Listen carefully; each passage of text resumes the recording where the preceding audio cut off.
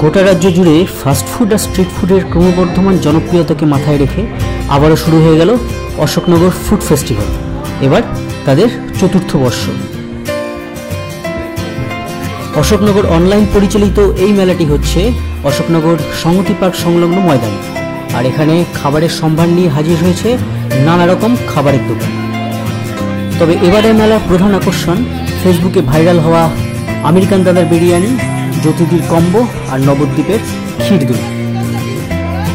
আর মোমো লাভারদের জন্য এই মেলা জুড়ে ছড়িয়ে ছিটিয়ে রয়েছে বেশ কয়েকটি মোমোর দোকান, সাথে রয়েছে পিঠেপুলি খাওয়ার অপশান। এছাড়াও স্ন্যাক্সের মধ্যে chicken pakora, chicken finger, fish fry বা চিকেন কাটলেটের সম্ভার নিয়ে অসংখ্য দোকান। এছাড়াও রয়েছে বিরিয়ানি, পোলাও মাংস এবং অন্যান্য সফট ড্রিঙ্কস বা মকটেলের কাউন্টার। অশোকনগর ও হাবড়ার দুটি বড় রেস্তোরাঁ কিন্তু এখানে তাদের স্টল দিয়েছে, যাদের মধ্যে রয়েছে আড্ডা, মান্ডি বিরিয়ানি বা প্লুমেরিয়া ক্যাফে। একদম পকেট ফ্রেন্ডলি দামে স্ট্রিট ফুডের দুরন্ত সম্ভার কিন্তু অশোকনগরে অনেক দিন ধরেই পাওয়া যায়। সেই লকডাউনের দিন থেকেই অশোকনগরে যখন এই স্ট্রিট ফুডের একটা বাজার গড়ে ওঠে, তখন থেকে কিন্তু অশোকনগর স্ট্রিট ফুডের দুনিয়ায় তার নিজের নাম করে নিয়েছে।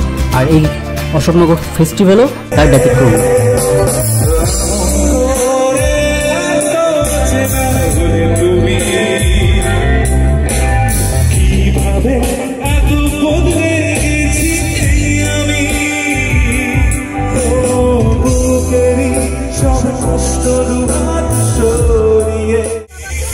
আমরা সবার প্রথমে গিয়েছিলাম বারবিকিউ ঠেলা।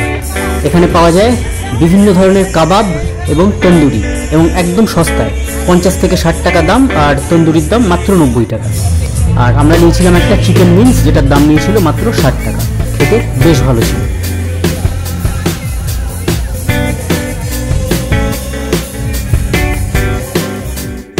এরপর আমরা গেলাম মোমো ম্যানিয়ায়, যেখানে বিভিন্ন ধরনের মোমো ছাড়াও chicken lollipop, chicken cutlet, fish fry এবং চিকেন ফিঙ্গার জাতীয় খাবার পাওয়া যাচ্ছিল।